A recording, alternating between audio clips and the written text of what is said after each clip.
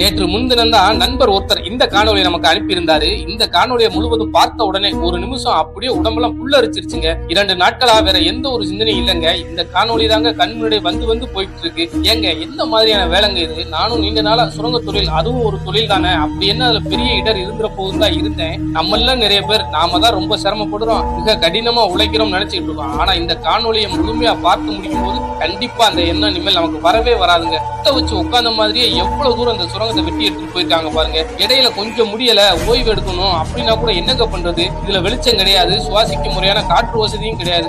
அப்படியே சுவாசிச்சாலும் அது முழுக்க தூசி மண்ணாத்தான் இருக்கும். அதனாலேயே நிறைய மூச்சு திணறல் நோய்கள் வேகமா வந்துடும். ஏதாவது அவசரம்னா கழிவறைக்கு எப்படிங்க போறது? என்னங்க பண்ணுவாங்கன்னே தெரியலங்க. திடீர்னு உடல்நிலை சரியில்லாம போச்சுன்னா மருத்துவமனைக்கு எப்படிங்க கூப்பிட்டு போறது? உள்ள கல் உடைக்கிற சத்தம் தான் அதிகமா கேட்டுக்கிட்டே இருக்கும். அதுலயும் காது சம்பந்தமான பிரச்சனைகள் வேகமா வந்துடும். அதை விட உள்ள வெப்பம் அதுக்கு மேல இருக்குங்க. இதுல எங்க கற்கள் சரியுதோ அங்கங்க மரக்கட்டையில பக்கவாட்டிலையும் மேல்பகுதியிலையும் வச்சு முட்டு கொடுத்துருக்காங்க. அதுக்குள்ளேயே எவ்வளவு வேலைப்பாடுன்னு பாருங்க.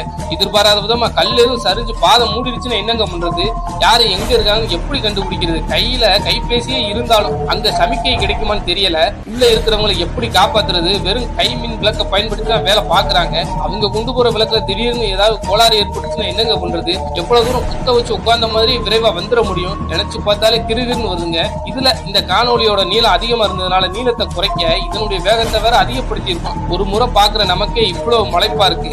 ஆனா ஒவ்வொரு நாளும் இவ்வளவு இடையூறுகளை சந்தித்து இவ்வளவு நீளத்துக்கு வெட்டிட்டு போயிருப்பாங்க பாருங்க. இவ்வளவு இடர் இருக்குன்னு தெரிஞ்சுதானே இந்த வேலைக்கு போறாங்கன்னு தோணும். எவ்வளவு வறுமை இருந்திருந்தால் இந்த வேலையை தேர்வு செஞ்சிருப்பாங்கன்னு பாருங்க. இவங்களோட உழைப்பை பாராட்டும் விதமா நம்ம வலையொலி சார்பா இவங்களுக்கு வணக்கங்களை தெரிவிச்சுக்கிறோம்.